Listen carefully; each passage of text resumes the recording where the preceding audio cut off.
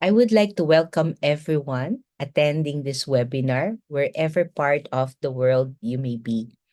This webinar that we organized in celebration of the UPLB Museum of Natural History's 48th founding anniversary has a lineup of speakers from different parts of the globe, all of whom are involved in preserving natural history and in museum work. Titled Museums in Leading Transformations for Species Conservation, this webinar will delve into the innovative strategies and initiatives undertaken by museums worldwide to conserve biodiversity and efforts towards sustainable conservation practices. As we utilize this online platform, UPLB MNH is honored to have been able to bring you a distinguished panel of experts in this virtual space. From leading museums and conservation organizations who will share their insights and experiences. We hope everyone takes this opportunity to explore what more we can do as museum professionals, biodiversity advocates, conservationists, educators, researchers, and students in advocating for biodiversity and our own causes. Thank you very much and have a good day to everyone.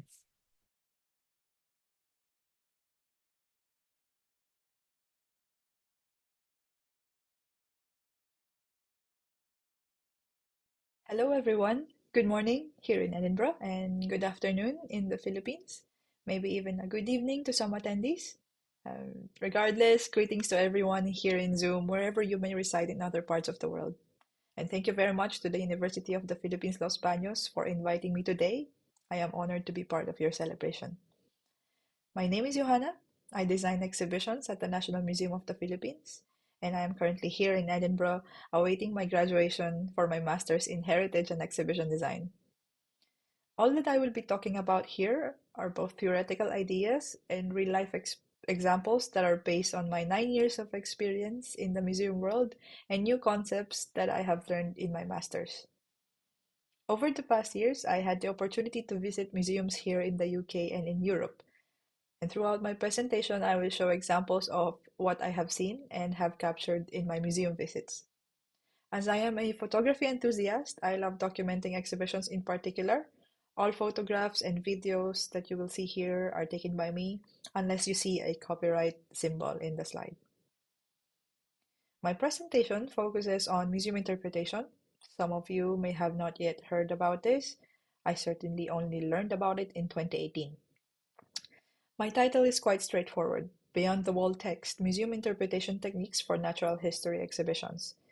My emphasis is in how we can create exhibitions that do not simply ask visitors to read the wall text. So the concepts I will present here will be beneficial not only to museum workers, but also applicable to the practice of artists, educators, heritage workers, teachers, professors, and parents who tutors their kids, since it is centered in learning techniques. Here is the outline of this presentation to give you an idea of our flow.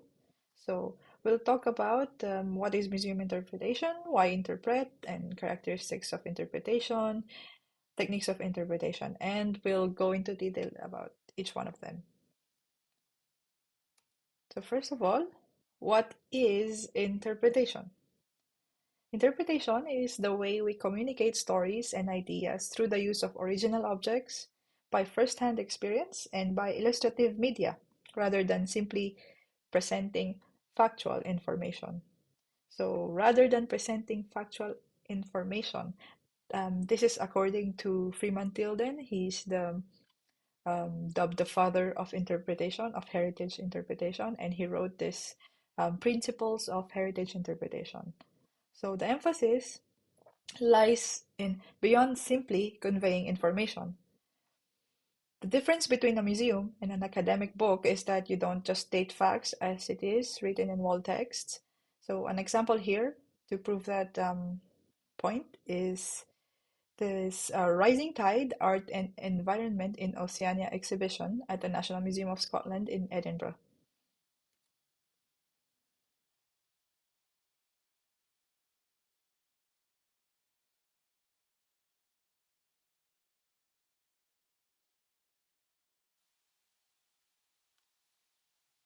So without reading any wall text, just entering this space where you can see the amount of plastic garbage that is transformed into works of art depicting an underwater scenery, almost as if they're replacing the sea life. We can easily understand the message, right? It's as if a glimpse into the future when the rising tide completely engulfs our islands in the Oceania due to mass pollution, completely killing our natural environment. So, effective museum interpretation makes use of this experiential or immersive learning. Interpretation attempts to communicate in a thought-provoking way to an audience that's completely free to ignore it. This is the most important thing, an audience that's completely free to ignore the information that we are presenting. In huge museums where visitor time and attention span is limited, how do we get them to care, to engage, or to interact with our narrative? So, in a thought-provoking way, an example is this banner displayed in a fashion exhibition at the Victoria and Albert Museum in London. It takes up to 40 dumb animals to make a fur coat, but only one to wear it. If you don't want millions of animals tortured and killed in leg hold traps, don't buy a fur coat. So, through interpretation, messages like this is highlighted in the hopes to discourage visitors to buy fur coats. Through thought-provoking narratives, we can engage audiences to take action. This leads us to the question, why do we interpret?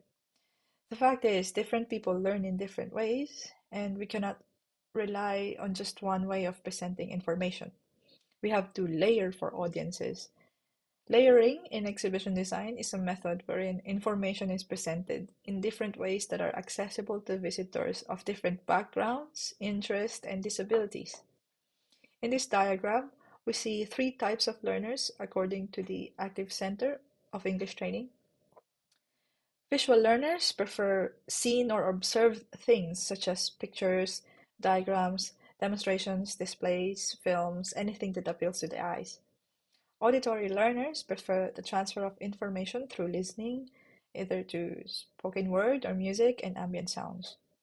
Kinesthetic learners prefer physical experience, touching, feeling, holding, doing, and other sensory experiences. Which one do you guys you think you are? Personally, I think I'm kinesthetic. I always wanted to feel textures and try interactive exhibits and games. So imagine if your exhibition is very text heavy, text panels everywhere. You would bore the auditory and kinesthetic learners, and definitely not accessible to people with reading disabilities. That's why in designing exhibitions, we must keep in mind to include displays that cater to different learning styles. Museum visitors can be categorized in three different types of audiences, as written by Amanda Dyer of Landslide Creative. Surfers are looking to get in, get the information they need, and get out as quickly as possible. They want speed, ease, clarity, and brevity. They don't often have time to read text in exhibitions or interact with every game. Imagine you're a tourist in London for 3 days. You cannot spend the whole day just inside the Natural History Museum because you have other attractions to visit, right? So, either by necessity or choice, these surfers only skim surface information. To accommodate to these surfers, we must have surface level content that is easy to digest. Swimmers are willing to put in a little bit of more time and energy. They're willing to engage in something catches their attention. They want simplicity, novelty, creativity, and discovery. If you help them discover something novel or creative, they might dive in further. But if you don't make the experience simple, they might decide that it's not worth the effort. Divers, on the other hand, want to take it all in and spend time exploring. They want details, background, interaction, and connection. Divers are likely to read and absorb all the details and background information you provide. They spend time to engage and connect with you through interactive content. An advantage of this is divers can be invited to contribute to a cause. If an exhibition is well curated and the narrative impactful, then you may actually turn surfers into swimmers and swimmers into divers. So the power of museum interpretation lies in providing accessibility to different types of visitors. There should be something for everyone. Those who prefer to read, play, listen, or watch a video. Just to show you the inside process of exhibition design, this is an emotional impact diagram made by exhibition designer company Solid Light. Emotional mapping lays out the ebb and flow of the story, striking the balance of making the narrative come alive by helping visitors process the information so it impacts them without overwhelming them, or worse, leaving them feeling nothing. This is a method of spatial storytelling. As you can see in the diagram, the blue shades are more didactic or informational, and on the other end, the redder the shade, the more emotional impact each section of the exhibition has. So this is one of the ways to plan exhibitions and visitor flow using interpretation. So interpretation is themed, organized, relevant, and enjoyable. We'll explore each one of them in the following slides. The first characteristic of interpretation is it must be themed. Using a theme makes it easier for the audience to follow and understand. So it is why a subject matters. Themes are easier to remember. People remember messages, not facts. And themes provide focus. They help us to select information and decide on which facts to include. And themes help to organize the subject material and give it structure. From avian ecology, you narrow it down to brilliant and bizarre birds. Medicinal plants, you can narrow it down to traditional ecological knowledge of indigenous groups that use healing plants. And then a climate change, narrow it down to a specific scope, the rising tide in Oceania. So as an example, the photo here is from the video I showed you earlier from the Rising Tide exhibition in the National Museum of Scotland. Another example is this geology exhibition at the National Museum of Scotland in Edinburgh.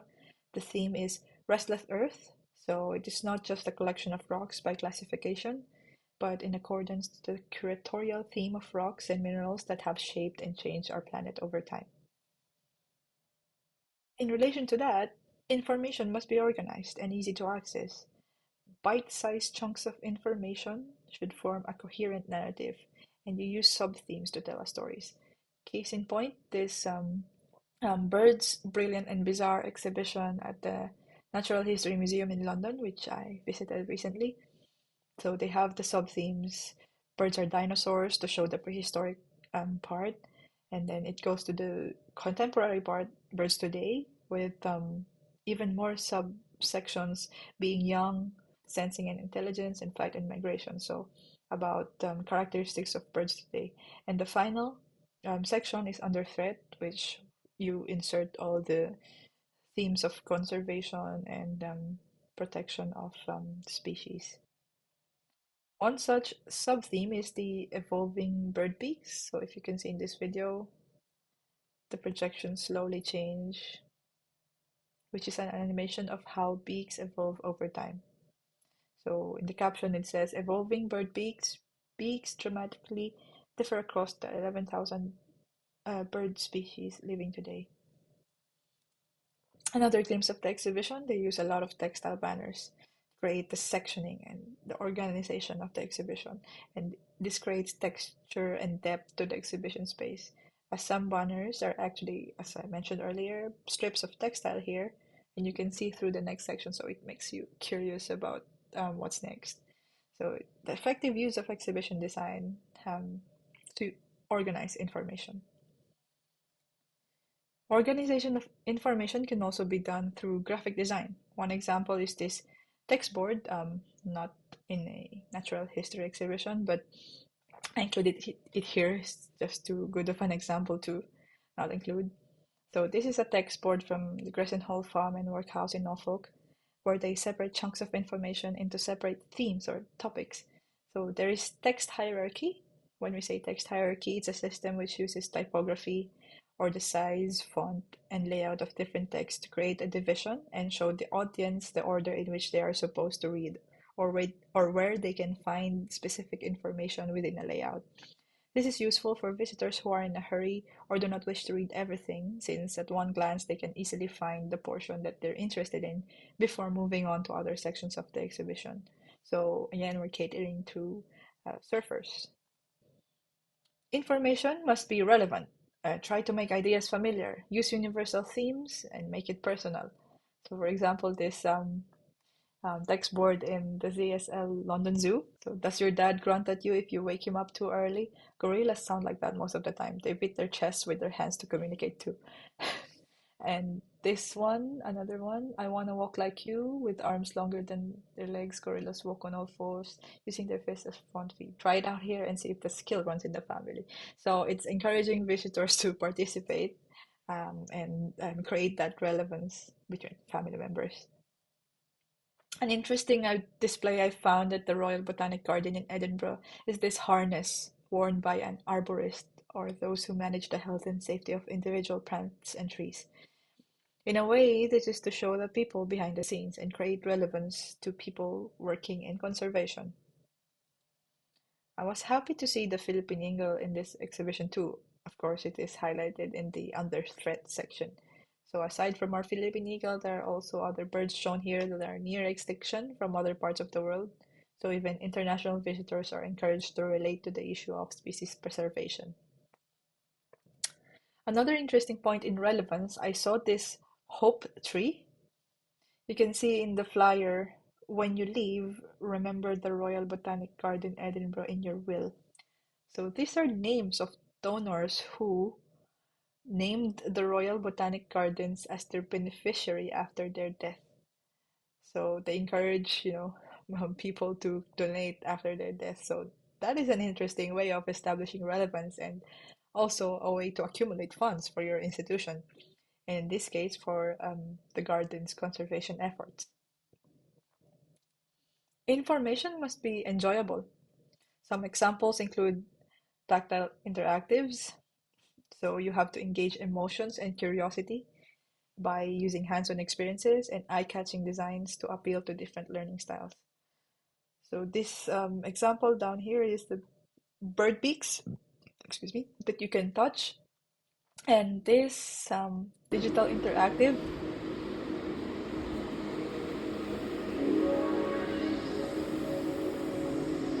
where you could sort flora and fauna according to different categories.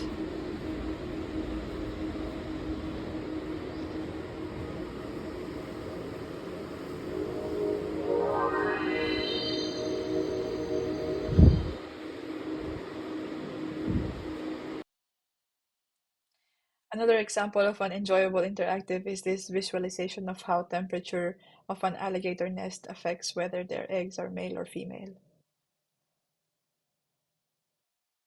So this is at the National Museum of Scotland in Edinburgh. So even simple interactives like this make your exhibits more engaging. Not only through games, but eye-catching displays such as this exhibition at the Museo della Historia Natural in Venice. So, you had to take a photo if you see something like this. So it's one way of connecting to your audience by making them feel that wow factor, and they had to stop and look at it more closely or take a photo of it. And this, of course, the iconic blue whale display at the Hints Hall of the Natural History Museum in London. Now we go to the techniques to make information more engaging. When we say museum engagement, it means reaching an audience and making them direct their conscious, focused attention to an experience which triggers an emotional response, leading to the creation or reinforcement of a memory or to influence their behavior afterward. So, museum engagement is to make visitors care about your message or narrative. So, this can be done through exhibits, games and interactives, presentation, multimedia, graphics, events and activities, and print-based media. Here you can see animatronics used at the Natural History Museum in London to make their dinosaur displays come alive, literally. So exhibits could be introductory spaces, displays, dioramas, art installations, open storage, models, or highlight objects. Engaging exhibits include dioramas to show the animals in the context of their environment and how they all relate to each other. So this is an example of a diorama display at the National Museum of Scotland in Edinburgh.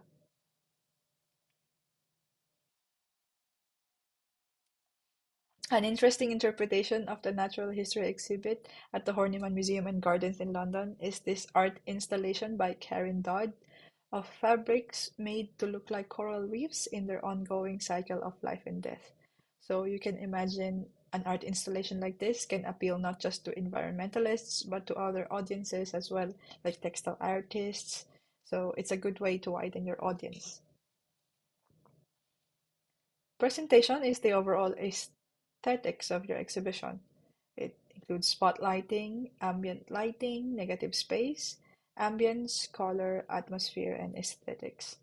For example, this section of the Birds Brilliant and Bizarre exhibition talks about prehistoric birds, with the objects in displays are mostly skeletons and fossils, which are incongruent to the dark and subdued design of this section. Another contextual design is this exhibition at the Museo de la Historia Natural in Venice. Very eye-catching display from floor to ceiling, and you really feel like you are under the sea. From the choice of colors to the darker lighting with spotlights on the objects in bubbles. Again, the design is in context. Similarly, this exhibition of avians highlights the lightness, almost airy-like atmosphere from the white walls, filtering light projections, the angled curving display cases as if imitating their flight patterns. It's a very eye-catching presentation. Next is graphics, which includes diagrams, labels, infographics, graphic panels, quotes, posters, photography, illustrations, timeline signages. Um, it can be adornments or additives to text, such as this panel at the Royal Botanic Garden in Edinburgh. An interesting use of recycled board can be seen in this Rising Tide exhibition, which, of course, it talks about climate change and pollution. So, in congruence to the theme, they used recycled wood and paper materials for text panels, captions, and photographs in this exhibit. At the ZSL London Zoo, here are some examples of their graphics. One is this clever use of lenticular print to introduce visitors to animals that camouflage. So lenticular printing is a technology in which lenses are used to produce printed images with an illusion of depth or the ability to change or move as they are viewed from different angles. So as you move through the hallway while looking at this print, you can see how the print slowly vanishes into black to blend into the wall. Another graphic print is this outdoor signage to blend with the garden of butterflies at the zoo. Print-based media are corollary to the exhibition. So these are books, leaflets, maps, family trails, and activity sheets that can also be a point of engagement for other visitors who like to interact and like answer puzzles, and even children that prefers coloring books and quizzes like these. Yeah. Not just for kids though, sometimes I like answering those.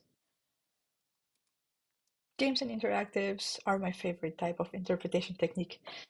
I really believe the easiest way to learn something is through games and, of course, other analog interactives, digital interactives, video games, sensory experiences that appeal to the sense of touch, sense of hearing, and sense of smell. Taste, you can also add, but it's a bit more difficult in museum settings. An example is this simple matching game at the National Museum of Scotland. So identify the life stages, and if you got it correctly, it will show you what it is. Pretty fun. Here are more examples of sensory experiences, like feeling the texture of swiftlet nests made of their saliva, or smelling a hoopoe preen oil. So The hupoprene oil smells this strong because it's packed with bacteria. The oil is antimicrobial, and females paint it on their eggs to protect them from harmful microorganisms. The smell may also help deter predators and parasites. You just put your nose through that knob over there. Um, Another example is this. It's a separate section at the Horniman Museum and Gardens in London. So it's like their section for kids or those who would like to explore more about their collections. Another good example are these interactive exhibits at the Birds Brilliant and Bizarre exhibition. This one on the left, you can feel the heartbeat of a hummingbird as it changes when it goes to rest and when it flies. So it is accompanied by a hologram,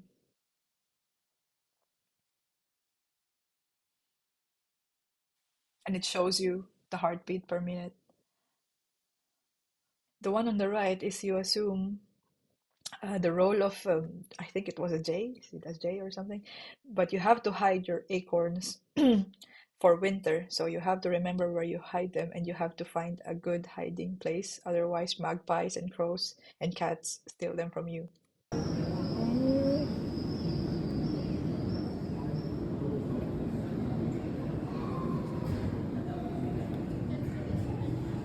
Ah, okay. So Oh you can see no. a magpie has stolen one of your acorns, and you have when the winter is over, you have to go. It's quite a long game, but you have to go back and if you remember where your remaining acorns are, those that were not stolen. Multimedia is another way to engage the senses. For example, this birdsong sound installation and animation at the Birds Brilliant and Bizarre exhibition.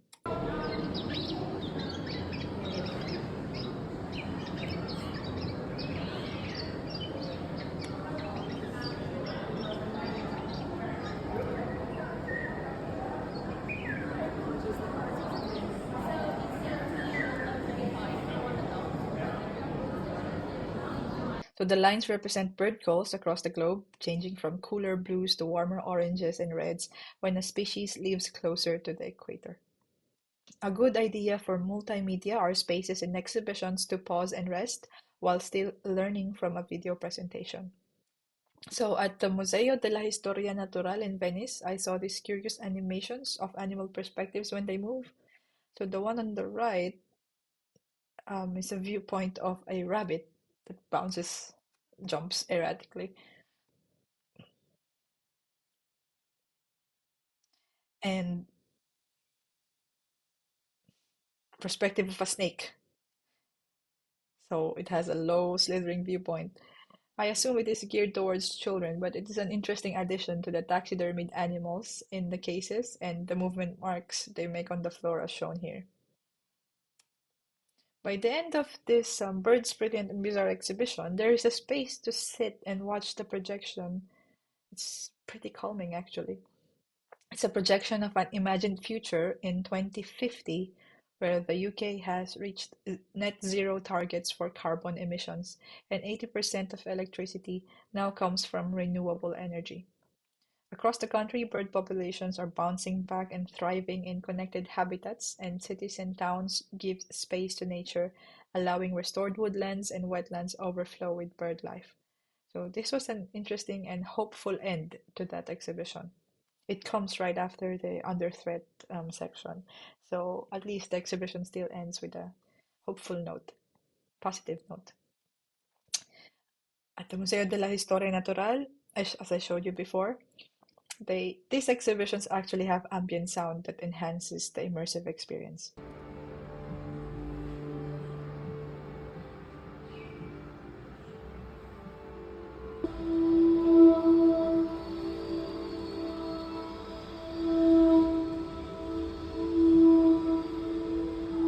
Finally, we have events and activities as a technique of interpretation. This could be guided tours, talks and lectures, like what we're doing now, workshops, roundtable discussions, night at the museum events, planetarium guided shows, art performances, and poetry readings. An example here is the Meet the Scientist talk at the Natural History Museum in London. So live talks hosted by a science communicator. And They're popular sleep overnight at the museum experience. But they don't just sleep in there, but it's a night full of activities, including lectures, behind the scenes tours, and storage access. So again, this is to appeal to different visitors, not just your regular museum goers, academics or students, but for new audiences like children who have never been to the museum or tourists that aren't necessarily museum goers, but they just like the film Night at the Museum, or even online influencers that can widen your museum's audience. So the fact is, these different new audiences exist, and since you already have your regular, you know, fan base, your regular since you already have your regular museum goers, you want to widen your network as much as possible and appeal to those people who are kind of those people that you can sway to actually go inside the museum. Those people who aren't um, as enthusiastic as the others, but you may appeal to them in different ways. In conclusion, interpretation is a catalyst for conservation.